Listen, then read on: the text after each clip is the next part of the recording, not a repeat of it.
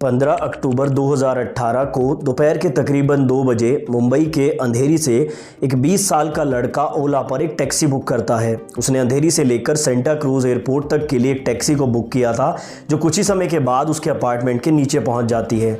वो लड़का एक बड़े से सूटकेस के साथ बाहर निकलता है। वो काफ़ी जल्दी में और काफ़ी परेशान लग रहा था और इसकी परेशानी को देखते हुए टैक्सी ड्राइवर बैग उठाने में उसकी मदद करता है। तो टैक्सी ड्राइवर फील करता है कि उसके बैग में तकरीबन 40 से 50 किलो का वजन है। उससे कुछ पूछता नहीं है, बस उस बैग को डिग्गी में रखकर अपने ड्राइव को स्टार्ट कर देता है। लेकिन बीच रास्ते में ही वो लड़का उसे उसकी लोकेशन को चेंज करने के लिए कहता है, यानी कि वो कहता है कि हमें एयरपोर्ट पर नहीं बल्कि किसी और जगह जाना है। वो लड़का इसी तरह से 2 से 3 बार अपनी लोकेशन को चेंज करता है। ऐसा मालूम चल रहा था कि ये लड़का खुद से बहुत ज़्यादा कंफ्यूज है कि इसे कहाँ पर जाना है। वो सड़कों पर बाहर लगातार देख रहा था जैसे कि उसे किसी की तलाश हो। और कुछ समय इसी तरह ड्राइव करने के बाद मलाड के एक सुनसान इलाके में ये लड़का ड्राइवर से कहता है कि गाड़ी को यहीं पर रोक दो, मेरा एक दोस्त मुझे यहाँ पर मिलने आएगा जिसके साथ मैं एयरपोर्ट पर चला जाऊँगा। अब फिर से उस टैक्सी ड्राइवर की मदद से उस ब्लैक कलर के सूटकेस को वो लड़का डिग्गी से बाहर निकालता है, टैक्सी ड्राइवर को पैसे देता है और वो टैक्सी ड्राइवर वहाँ से चला जाता है। 3-4 किलोमीटर दूर जाने के बाद इस टैक्सी ड्राइवर को लगता है कि शायद उस लड़के ने बैग में कुछ ऐसी चीज़ ले रखी थी जिसको वो सभी से छिपाकर किसी सुनसान जगह पर फेंकना चाहता था। और ये टैक्सी ड्राइवर अपनी गाड़ी को यू टर्न लेता है और वापस से उसी जगह पर जाता है जहां पर उसने उस लड़के को छोड़ा था।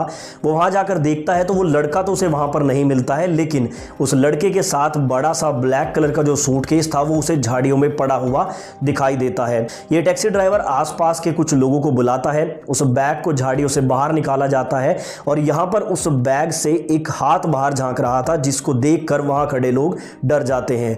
वहीं से एक व्यक्ति नजदीक के पुलिस स्टेशन में कॉल करके पूरी बात बताता है।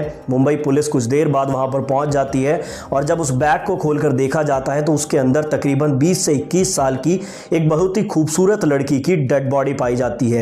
यानी कि टैक्सी ड्राइवर को जिस बात का शक था यहां पर वही हुआ था। वो लड़का उस बैग में एक लड़की की डेड बॉडी को लेकर घूम रहा था। पुलिस उस लड़की के कपड़ों से अंदाजा लगाती है कि ये किसी अच्छे घराने की लड़की है, लेकिन क्योंकि उसके पास ना तो मोबाइल था ना ही उसके साथ कोई आईडी थी, इसलिए पता लगा पाना थोड़ा सा मुश्किल था कि इस लड़की का नाम क्या है और ये कहाँ की रहने वाली है।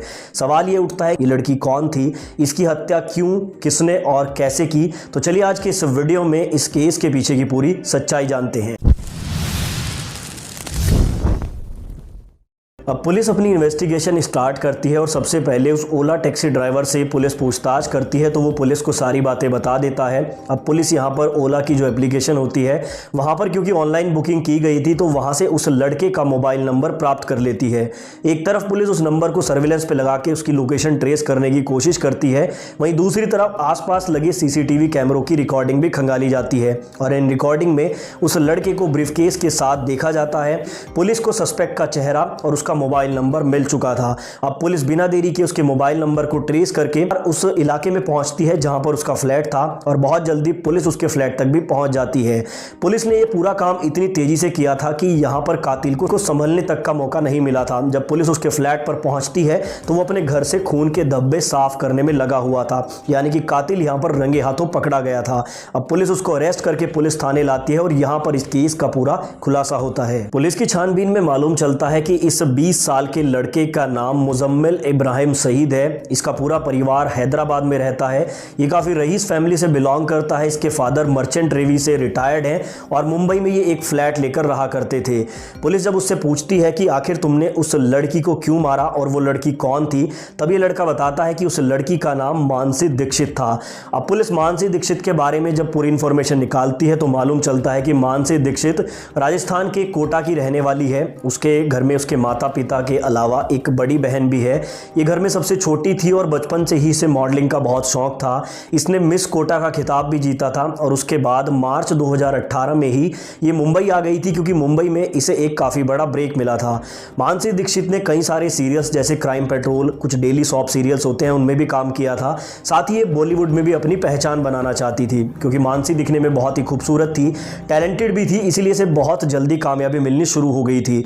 मुंबई आने के बाद इसे बहुत सारी कंपनीज के द्वारा काम दिया जा रहा था। साथ ही ये फॉरेन ट्रिप्स भी करने लगी थी, यानी कि मानसी दीक्षित कामयाबी की सीढ़ियां बहुत तेजी से चढ़ रही थी, लेकिन उसे मालूम नहीं था कि उसकी इसी कामयाबी के बीच में मुजम्मिल इब्राहिम सईद नाम का एक लड़का भी आ जाएगा। अब ये न्यूज़ बहुत तेज़ी से वायरल होती है सोशल मीडिया पर या न्यूज़ चैनल्स पर। इसी के चलते मानसी दीक्षित के परिवार वालों तक भी ये खबर पहुंच जाती है। वो मुंबई पुलिस से संपर्क करते हैं, उन्हें सारी बातें बताते हैं कि उनकी बेटी मॉडलिंग और बॉलीवुड में अपना करियर बनाने के लिए मुंबई गई थी। अब पुलिस यहाँ पर मुजम्मिल इब्राहिम के साथ इंटेरोगेशन करती है, तो वो पुलिस को बताता है कि जो मानसी दीक्षित है उसकी प्रोफाइल उसने सोशल मीडिया साइट्स पर देखी थी और पहली नज़र में उसे मानसी दीक्षित से प्यार हो गया था। मुजम्मिल इब्राहिम हालांकि एक अच्छे परिवार से बिलोंग करता था, हैदराबाद में वो काफ़ी रईस परिवार से बिलोंग करता था, लेकिन उसके बावजूद भी पढ़ाई में उसका कोई इंटरेस्ट नहीं था। उसको हमेशा सोशल मीडिया पर अपने फ़ोटोज़ पोस्ट करना या फिर उसे बॉलीवुड में अपना करियर बनाने का ही शौक़ था।